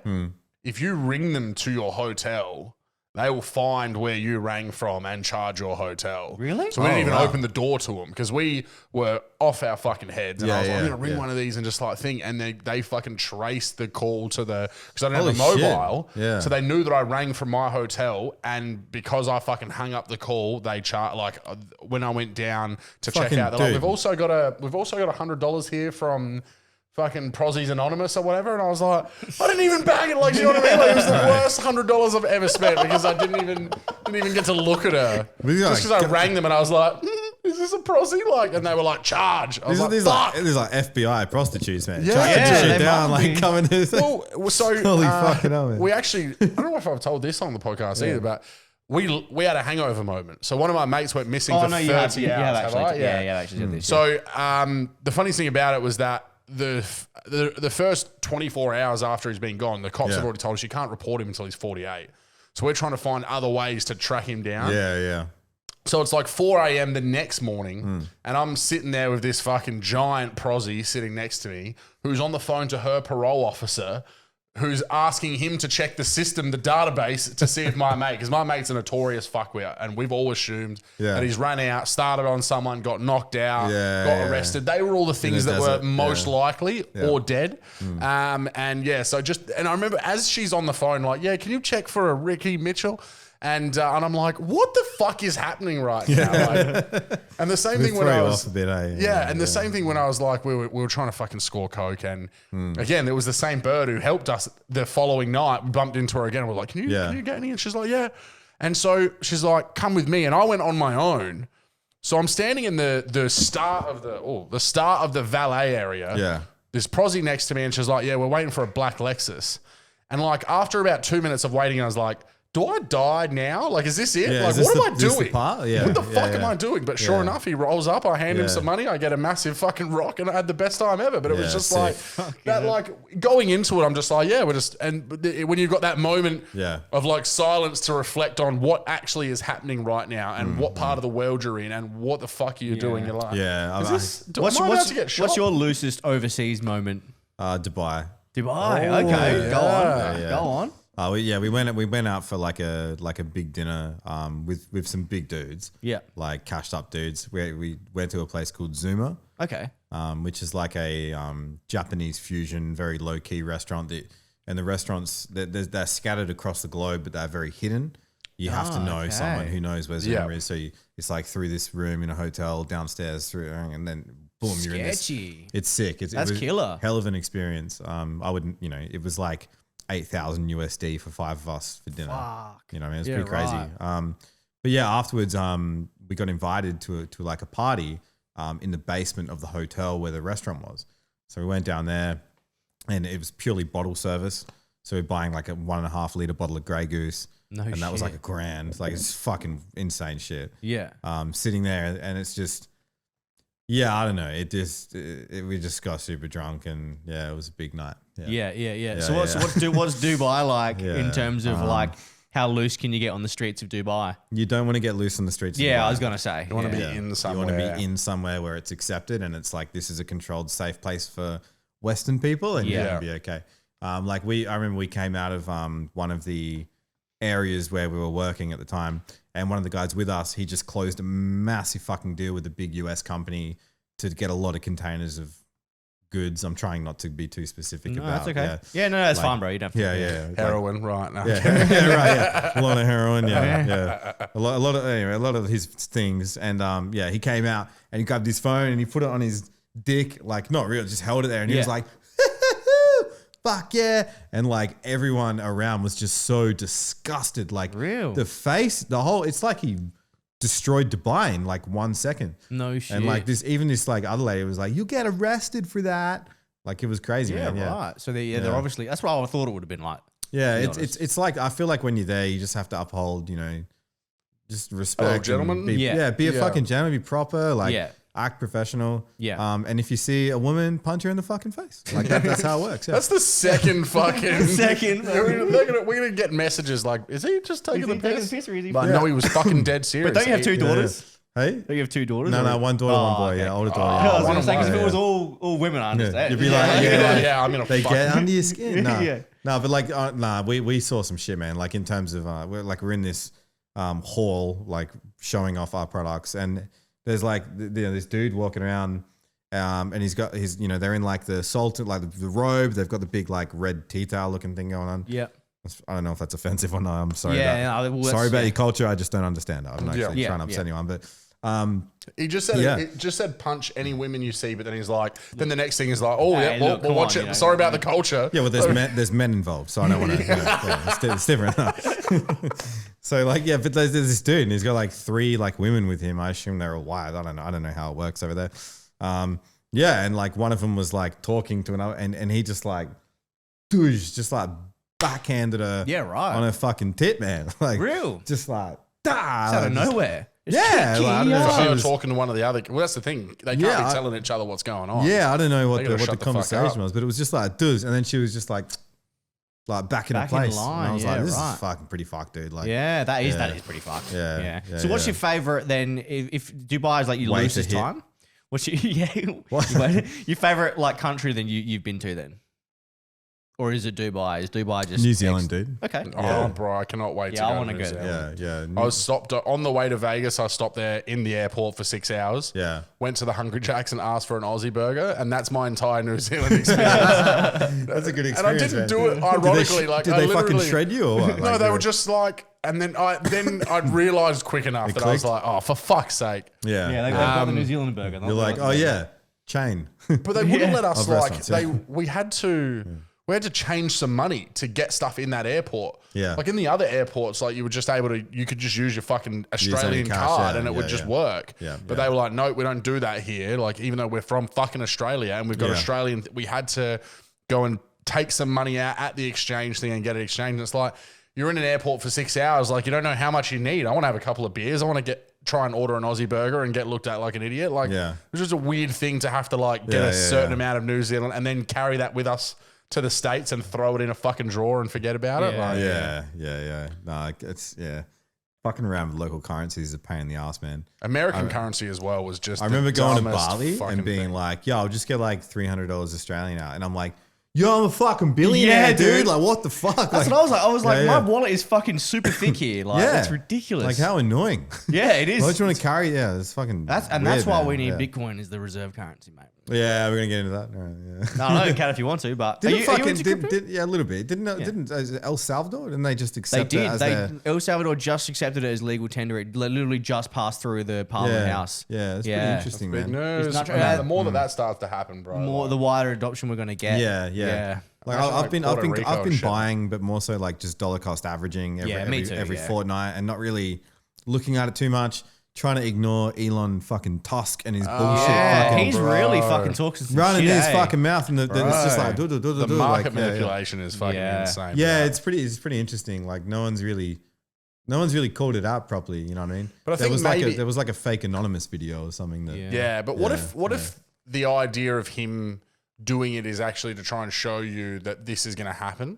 Like, so it's to think of it from another perspective because everyone's like, oh, fuck you. But what if he's like, anyone with influence can do what I'm doing right now, just giving you a fucking heads up. As Yeah. you go further into this, Yeah, that other yeah. people, and I'm going to do this in an ironic Dogecoin fucking way. Yes. Other people aren't going to do it like this and they're going to fuck you over. But that's also like as the market gets bigger and the market cap grows past whatever 1.7 trillion we're at now. Once it becomes near gold 10 trillion, it's going to be a lot harder to manipulate because you're going to need a lot more fun. $1 billion is not going to move a $10 trillion market cap. no, So- no, of for course, sure, of for course. You know what I mean? So, But people are still going to try, and I think that's Yeah, the yeah, one yeah. thing is that people have realized now, like that it's not just volatility in terms of the individual person making decisions that aren't controlled. It's also volatile in terms of someone can literally make someone fucking yeah. go, oh, I'm going to fucking do this right now because this person did something. Yeah. And I think that Yeah. I think everyone's now been like, okay, all right, we've got to. It's another factor we have to be aware of. Yeah. Because we know anyone who's been in it for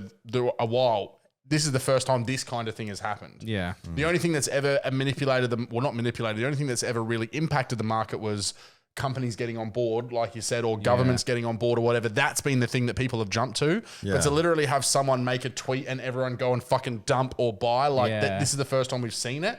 And I think it just showed everyone like, okay, this is something we've got to be aware of now. And I think the leverage trading doesn't help as well. Like, because what's happened is everyone's gone, all right, sick. Like, I'm going to go long now because fuck, this has to be the bottom. Yeah, And then yeah. Musk will tweet like, oh, it's fucking bad for the environment, which is odd because he should have done his research in the first place. But anyway, it's kind of embarrassing. yeah, and then because it's gone down, all the longs have been liquidated, and then that's that extra sell pressure. Yeah, So it's like you see the yeah. big candles like, and then they come straight back up again. Yeah, Like it's hell odd. Like coming like towards the end of this bull run was sort of the moment, you know, when I say the end of like a few months ago now, you know, really when it, you know, how we kind of went, yeah, like real heavy. Yeah. That was sort of at the time when he said, oh, we're going to accept this as payment for Tesla. Yeah. And that was that was one of the first things that he did around Bitcoin where everyone was like, oh, fuck.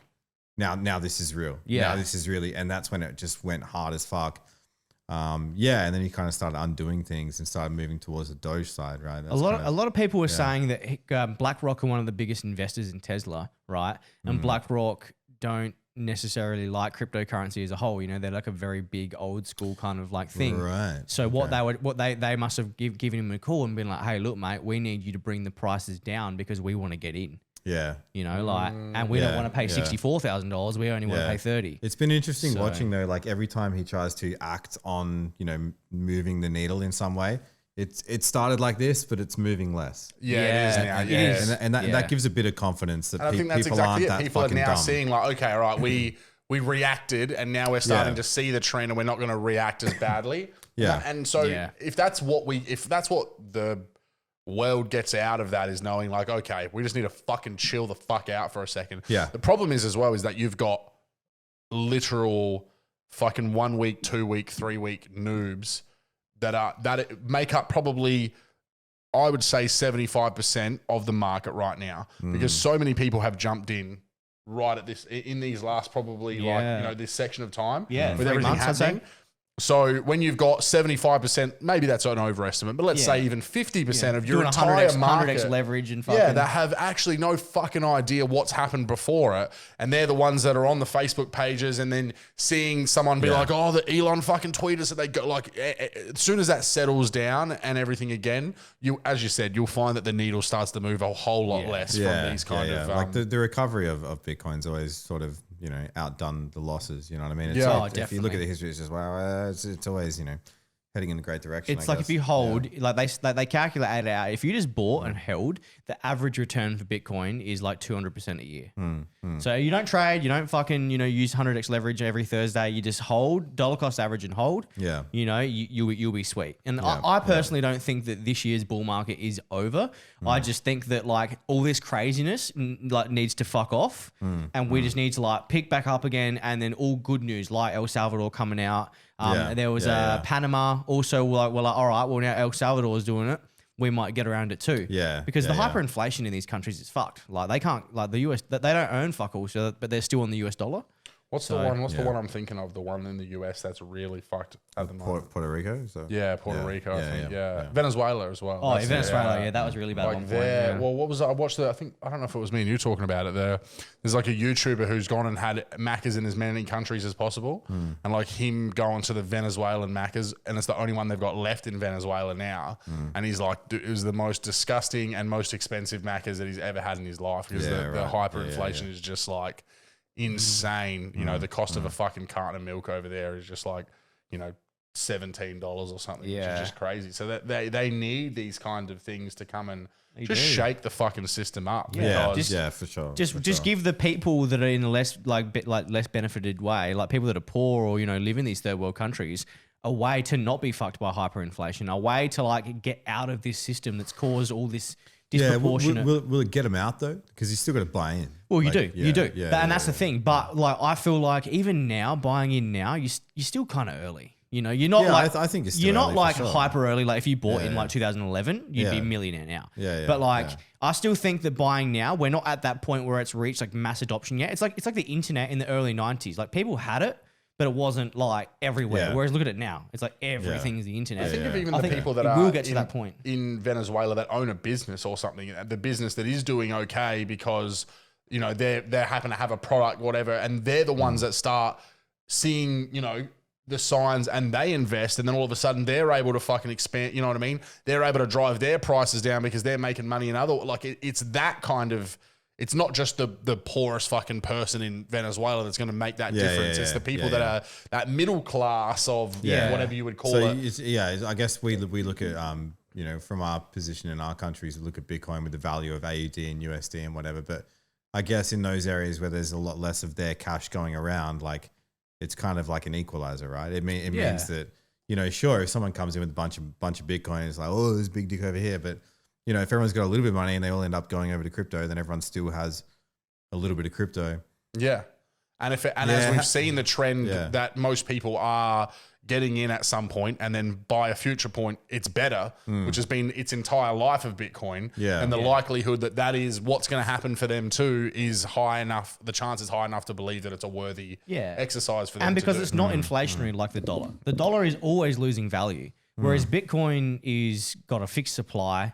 It's getting rarer and rarer. You know, the Bitcoin you can actually buy on exchanges is going down and down. Even now with the prices going from 64,000 to 33 today or whatever it was, right? It's a 50% drop. But you look at the actual metrics of Bitcoin on exchanges able to buy, it's going down. It's dwindling, man. And in the next 50 years, you go, all right, sick, I've got, you know, 100 grand. I want to buy a Bitcoin. You can't even buy it if you want to buy it because no one wants to fucking sell it.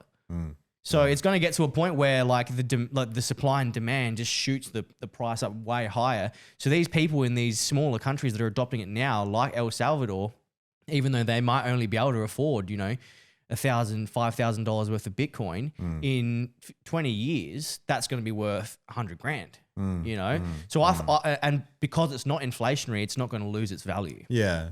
Like I'm all for crypto. The biggest issue that I keep finding is that we continuously, and everyone involved does this. It's not, you know, I'm not saying like everyone does this. We constantly compare crypto back again to fiat currency. Yeah. It's constantly, what is it in USD? What is it in AUD? Yeah. Like it's always, the price is now, it's no longer, you know, 50 grand. It's now 30 grand US. Like, okay, yeah, but you've still got the same amount of Bitcoin, right? Yeah. So what are you talking about? If you believe in the Bitcoin, like why are you being reactionary to what it says it's worth in exactly right? in why are you panic currency? selling? Yeah, or even buying when it's low, like you know, Actually, no, that makes sense. But yeah. But you know what I mean? Like I get you though, it's because that is the only panic sell thing that I don't get. It's like people that are like, oh fuck, I need to get back I need to at least get back 50% of what I invested. Otherwise, then just fucking wait until it's when you feel that you should do it. Like, because if you've invested something that you needed to be able to take out within the next couple of weeks, then you fucked up in the first place, right? So the whole idea is that you're supposed to put it in a situation where long you're term, like, man.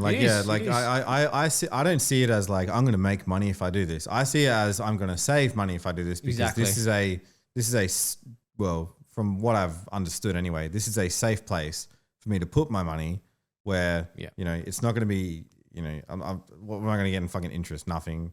If I get nothing here, regardless, my dollar today in 10 years is worth 10 fucking cents. Yep, exactly. Like, because, you know. And it's also like an interest thing. Like, it's about a thing like I've enjoyed researching the projects. I've enjoyed looking at the trends. I've enjoyed that kind of stuff. And it's like, you know, as someone who's always over the years enjoyed a fucking slap on the pokes. Yeah. For me, it has felt like a way better use of that little bit of extra like the money that I would fucking feed into a showies without even batting an eyelid. It hasn't gone anywhere. Like it's still the exact. I've still got it right now, and you've got the faith that in the future it will be worth more. Like that's what it is ultimately. It's like the way I treat it is like, don't invest money you can't afford to lose. If you need to fucking, you know, pay $5,000 for something you know in a month, then don't put that $5,000 into crypto. But the only way that you can actually, the only way you can actually lose it is if you fucking sell it when it's exactly otherwise, if you've got no immediate plans to have to need that money, and you know that at some point in time shit's gonna fucking shift again. Like it's just it's something where there's enough interest, there's enough of these projects like Audius, which again fucked me over big time. But that project, but it's strong though. But that project of having like fucking Dead Yeah. Mouse and who was the other people that were involved in it? Dude, one of the ex CEOs of like fucking Google or something like that is involved in it and shit. Trying to make a streaming platform where they focus so heavily on the artist getting money. Yeah.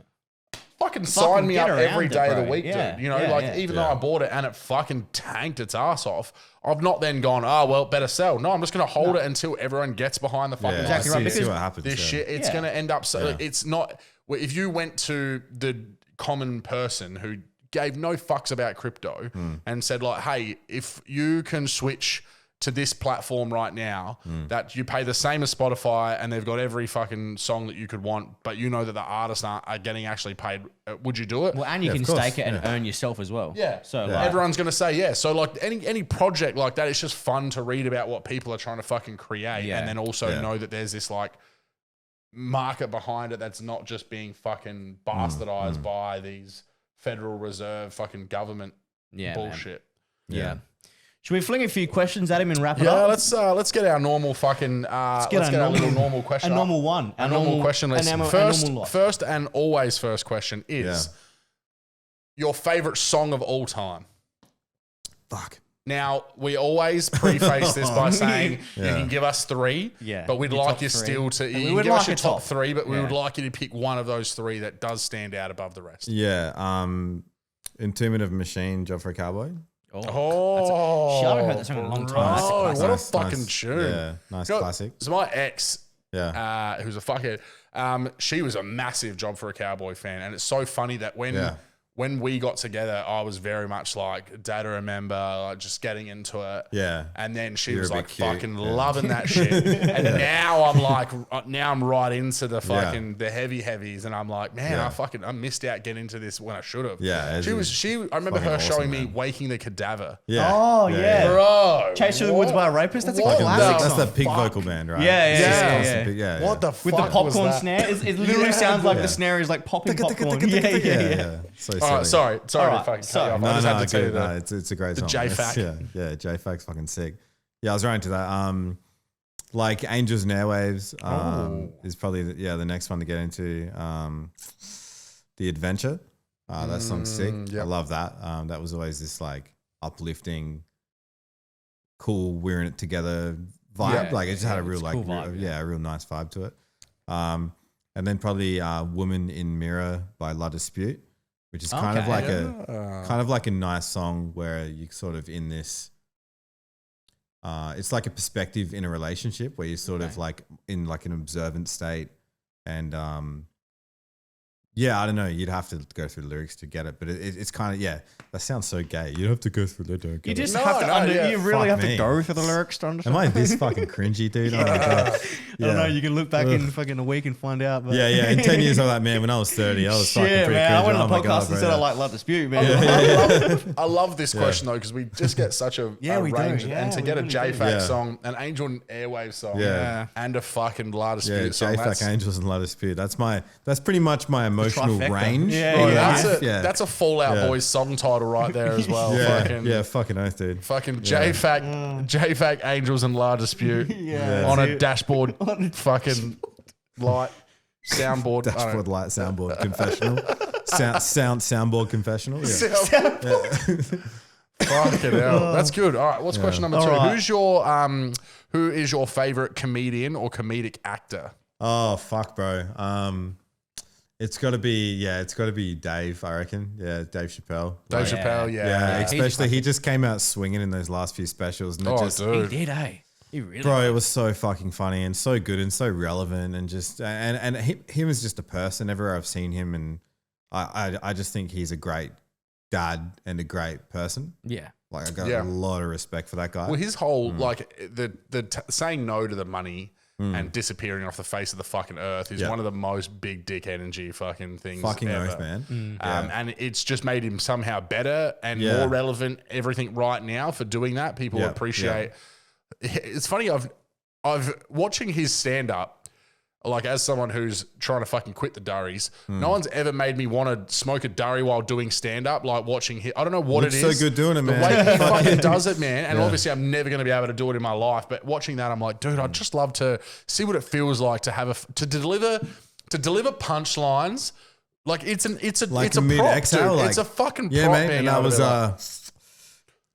you know, fuck it. and that's what I told him. Yeah. Like, his delivery is amazing. And the fact that he's man. so He really popular is, that there's clubs that would never let a single other human being smoke a fucking durry on their stage. Yeah. But Dave Chappelle's coming to town. gets to do it, man. Yeah. Dart your ass off, Yeah, you brother. light him Like, up, mate. Yeah. Yeah. It's crazy. I think mad. even like, you know, when he goes into fucking like Joe Rogan, like I don't think Joe Rogan Yeah. lets other people smoke durries. Maybe cigars and weed, but I Yeah, think he sits there and fucking chuffs darts Just chain in that smokes, little... man. Yeah. Because he's fucking Dave Chappelle, man. You do Yeah. whatever the fuck you Yeah, want. That's I've got a range. Like I go from him, and then I'm right into like Nick Kroll, John Mulaney, like that world. Yeah, Yeah. okay. And then Tom Segura. Love Tom Segura. He's Yeah. fucking hilarious, man. Like I love Your Mum's House and Yeah. right into there. Yeah, I've heard lots of people talk about Your Mum's House. Like, I really need to actually listen It's to like that. is good, bro. You get Yeah. sucked into a culture of shit, and Yeah? it's amazing, man. Like Yeah. I really need to they suss pretty it much out. just watch clips and talk shit about the clip. Yeah, and then yeah. And there's a lot of yeah. fucked up shit that they watch. So and heavy, man. Yeah, of the right, li- okay. They do these live shows where they play these clips that are just heinous like shit. Like, Really? Yeah. What do you like mean? Yeah. GoreTube type stuff. Oh, or- really? yeah. like people rubbing their fucking what's it, prolapsed anuses together and shit. Oh, yeah, Yeah, right. real okay. Shit that you Yeah, shouldn't right. really Like, see. having these Yeah, like yeah. comedians just like talk through it is just hilarious. Yeah, it's outrageous. But I Yeah. love. Do you like Two Bears One Cave? Yeah, Yeah, him and great. Bert, man. Like in Yeah, terms yeah. of just having two people that are friends. Yeah. Do a podcast, but that feels like you're somehow getting like a different, and how they do sometimes. Like I watched the one with Bert and Steve-O Yeah, last week, yeah, and that was yeah, so yeah, fucking yeah. funny, man. Yeah, Like, there was one recently with Tom and Ethan. yeah, I didn't get to watch that one. Klein. yet, Yeah, but- really funny, man. Was it? Yeah, really Yeah, I'll funny. have actually. to fucking- yeah, I'll because have to Ethan suss just that sits there and keeps talking about how the New York Times accused a guy of being a rapist and just keeps saying it again and it's, Yeah. it's really you'll love killer. it. You'll love it, man. Yeah, I'll have But to yeah. suss that one for sure. So, yeah, All right. bit of a range of comedians. I'm going to yeah. fling a question at you that we haven't actually flung anyone before. Okay. But I thought, you know what, we'll try something different. Okay. Right? It's not that different, but like, we'll try different. Is there anything in your life that you regret? Whoa, Whoa, D. whoa, bro, that's heavy. know, that right. did get fucking heavy. did, eh? Holy shit! Fuck. Our first guest to cry on the podcast. I'm literally like filtering things I should say. Yeah. Yeah. This is unfiltered, bro. No, yeah. Or is there, because if you got, you might not have, a lot of people just say, I've got no regrets. This is where I am, you know? Like, He's Fuck, like, man. Yeah, he's I like don't this know. podcast. Actually, after that question, to Yeah, be honest, Yeah, I'm bro. pretty. No. I Look, don't know man, why I like, came here. yeah, I don't know. There's like you've got heaps of regrets, but like, it's like you regret something, and then it turns out being like, It's a lesson. yeah, it's either a lesson or it flourished into something awesome. Yep. So it's kind of I don't really have. I don't know. I do, yeah. but it's not worth naming them because it's always worked out positive. I Yeah, guess, that's how I view it as Yeah. well, man. There's Yeah, things yeah. that I was like, shit, I wish I did this instead, but like, it got you to where you are now. Yeah. Yeah. So, And I Yeah. feel like I'm like finally in a reasonably good place. yeah. Like I'm not fucking having anxiety issues. Like the fact that I'm able to walk into a room with people and just talk Yeah. and feel like confident talking, like that's a big deal. Do you know feel what I like mean? you couldn't have yeah. done like a podcast like this like X amount of years ago when you had these? No fucking way. Nah. No fucking way. That's man. awesome. Yeah. Yeah. No So, fucking way. just to drill down on that, because we fucking love this shit on the podcast. Yeah. Not love you struggling with anxiety, but we love fucking talking. We love peeling that fucking layer back. And we had a comedian on a couple of weeks ago. He was a comedian, former NBL and college in America basketball player, Right. massive personality. Yeah. We asked him a question, which we'll get to you in a second, where we're like, hey, if you could have a superpower, what would it be? And he's like, invisibility, because I've got massive social anxiety. And it came out of nowhere. Yeah, and went Yeah, real yeah. deep. And we ended up having a fucking 15-minute conversation, just like picking that apart. And it was just amazing how fucking organically it came about. But as someone like myself who professes to, I guess, understand it a bit, I would have never guessed that that was something that he was struggling with in a million years. For sure. For sure. So, you know, you mentioned that, is that coming from a situation where you were talking about, you know, that arrogant thing, you're a 19, 20-year-old, you're on these tours supporting these massive bands. Do you think that that was something like, do you remember or look back knowing that you actually still had that anxiety then, and that was maybe a front for dealing with some of that shit? Like the coping mechanism for the anxiety was just to go fucking completely in the other direction and be fuck everything, and that was your way of dealing with it? Or I'm not sure. It kind of like when I was that age and I was doing those things like in Adelaide specifically, like I used to smoke a lot of weed. I used to like, you know, smoke.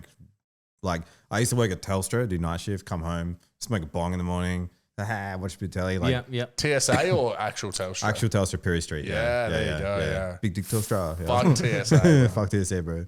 Scumbag. No. No, dude. Yeah. And you know, I used to be able to do that and I was just be high and this is fine. Now I smoke like a little bit of weed, I'm fucking dead, dude. I'm like, I'm going to die. I'm going to die. I'm going to die. Yeah. Like, I cannot handle this shit, right? So, yeah, I don't know. There was kind of this in between like Adelaide and Queensland, that shift there, things changed like fucking big time. And I feel like I completely swapped in terms of like things I'm comfortable with, being able to talk to people. Like, cause it was like everything I knew and everything I was comfortable with was just gone. Yeah. It's just fresh start. It's You gotta, completely switched up, you know? Like, you gotta like start again. And I kind of like, when I got there, I sort of reinvented myself in my head.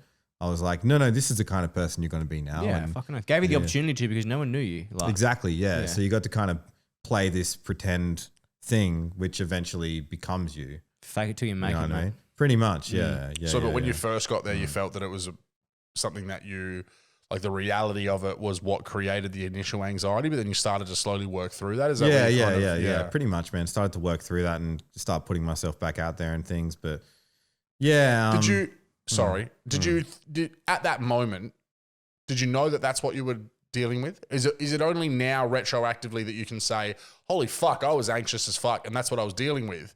Or did you kind of know in that moment? Because I think that's an important thing, because I feel like so many people, and myself included, when I've talked about it before, like from my younger years, I was like, I look back now and I'm like, holy shit, you were anxious as fuck. That's what it was. But at the time, I just thought I was being a fuckhead in my head. You know what I mean? I thought I was like, in my head, I'm like, sort yourself out kind of thing. So did you feel like that, or did you know that you were dealing with anxiety? No, I didn't know what was really going on. I honestly feel like I blacked out for many years, and then suddenly I had a kid and gotten married. True. That's literally how it felt. It was kind of like this autopilot life for a really long time, because I was very young. I didn't really know what I was doing, and and like before the question of do you have any regrets? Like, do I have any regrets? Yeah, leaving Adelaide, going to Queensland, getting married, being pretty much bullied into a marriage, having kids.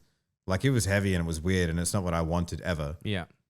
But like, this has worked out really good. Yeah, this is sick. fucking oath, bro. I have two like incredible kids. I've got this amazing home base where I feel safe. It's my place. Yeah, your family here. Like, Right. I've tailored my house to have things I like, and it's all kind of worked out. So yeah, fucking oath, man. Maybe that forced structure was like unknowingly what you needed at that time. Like, and that's how I look at it, man. You're going to fucking do this, you're going to do that. And at the time, you're like, dude, what the fuck? But it was giving you something to exist in the realm of, you know? Yeah, it was like autopilot that whole time. Yeah. But again, looking at it now, awesome. Like, this worked out really well. Yeah. Killer. So we said it before, but if you could have one superpower, what would it be? Flying. Yeah, Yeah. that's a classic. Yeah, bro. You I know, wanna like, fucking you can't fly. go wrong. You can't go wrong. Have you seen people in like paramotors before? No? It's like one big propeller you wear as a backpack, and then you have the parachute as well. Oh, true. Oh, yeah, I've seen like Mo. Yeah, right, I haven't seen like that. Mo flying in to save Homer from fucking Jedrick Tatum. Like it's, those things. it's $8,000 for a full kit, and then about $3,000 for your pilot's license. And That's not really that expensive. And you can fly. Yeah, no shit. Like, you can fly. You can just so go. it's a backpack. It's literally a fucking backpack propeller. No shit. You can just go to the beach and fly. Like, go That's for a run killer. and then just fly. And you could be a Yeah. flying person now. You can be a flying guy. For the same price as a fucking VX Commodore. True. Sure. You want to drive or fly? Like, Yeah, dude. Like, imagine pulling up at parties. I Like, couldn't wait Yeah, to. hey, what's going on, flying guys? in, I couldn't Like, wait to get that impounded instead. You know. yeah. That's fuck. Yeah, cool. mine's. I think flying is mine as well. There's no drink driving, bro. Drink flying. drink Like, flying. yeah. But could they get you drink flying? Like, is I that, don't know. Like, you're operating. Look, An air police. what are you operating though? there's That's a the lot thing. here to unpack. I know, right? Air police. Just like fucking. Whoop, whoop. They're behind you on the little fucking thing as well. Yeah. Yeah. Pull Some over. dude. Yeah. Where, cunt? Where, man? What the fuck? On that Like, cloud over there, I see a nice little fucking gutter. See a nice little Good spot to gutter. pull up, man. I think this is a good one tonight. Have you ever meditated before? Yes. I got right into meditation and using that Headspace app for quite a while. Yeah. I've heard. I actually haven't. For someone who Yeah. talks about this a fair bit, I actually haven't looked at that. So, app, so but what I've is that? heard- Because I haven't seen it either. Yeah, it's pretty much some like UK dude being like, "No, close your eyes, feel your toes switch off, now your feet." Oh, then so your he ankles." essentially guides you through meditation. Yeah, it's like guided meditation, Yeah. walks you through shutting down your body like the military dudes do when they want to sleep. Allegedly, and when they've not smoked gear. yeah, when they're not methed up. So yeah, like I did that for a while, but I'm like, I don't do it now. And am I any better off then or now? I don't think so. Was it all for me just a placebo thing? I think so. Like, Okay. I didn't get anything out of it. Yep. personally. No, fair enough. Fair enough. Like my meditation, to an extent, is work when there's a set task where I don't have to talk to anyone. Yeah. Where I can just like dial in. But that also is a way, like a mode of meditation as well, because you don't necessarily have to be laying down, eyes closed, or sitting eyes closed. Meditation is a state of mind. For sure. Yeah. That's why I've talked about like for me, like playing games is. Yeah. So like I've always found that has been the thing that has been the most soul cleansing for me is that being able to fade away from. What do you play? What's your console? Well, like so I just got a new Xbox finally yesterday. Right, so I got sick, fucking yeah. pre-ordered in April for my birthday, which was in May. Yeah. And I got it in fucking June, and I was so Wild. I'd never played Battlefield before. Yeah, okay. I've And never played so it. they fucking it's like free on Game Pass. So I was like, I'll give it a whirl, and it would be in 4K and shit. So that's what we've been playing at the moment. But that's the thing is like, even though I'm fucking running around trying to shoot motherfuckers in the head, but I'm not focused on work or money. I'm trying to put these stand-up shows together, or I need to fucking promote the podcast, or whatever it is that my brain's doing at 100 miles an hour on the daily. It's the break. That moment, I can't think about that because I'm trying to shoot this motherfucker in the head. And it's so for me, that's my complete blanket escape. Whereas like any other part of my life, like I can't watch TV. It has to be something that's so that's why like stuff that's really captivating I enjoy, because it allows me to get into that zone a little bit. But just bullshit background sitcom TV doesn't do that for me at all. And so I'm tuning out and thinking about all of that shit again. So I get that from driving through the hills, like getting in a car that like a nice car in my van. It's not fun, but in an actual car, right? Like driving through the hills and just taking each corner as you go, for me, is like my favorite way to meditate. When you have to focus, when you have to be focused on the task at hand, which is not going off the side of the fucking cliff. I agree with that as well, because just driving in the fucking city and you're like, I would murder everyone around me right now to not be doing this. But when you're going on those drives where it requires that level of like, I'm not going to die here, so I've got to fucking concentrate on what I'm doing. Yeah, I agree with that. That's a fucking nice. I simply must go to the toilet. That's okay. I think we should wrap it up. I think we wrap it up. Yeah. He's even holding on. He's like, I need a fucking For the past like 2 minutes, I was like, it's real dangerous. I really got to piss, dude. Well, thank you so much for coming on. Thanks for coming on. Thanks for having me. Absolute It's been a pleasure. blast. Yeah, really cool. Go and blast the fucking toilet bowl. Yeah, I'm going to punish the pork. All right, we'll catch you later. Thanks, boys. Peace out.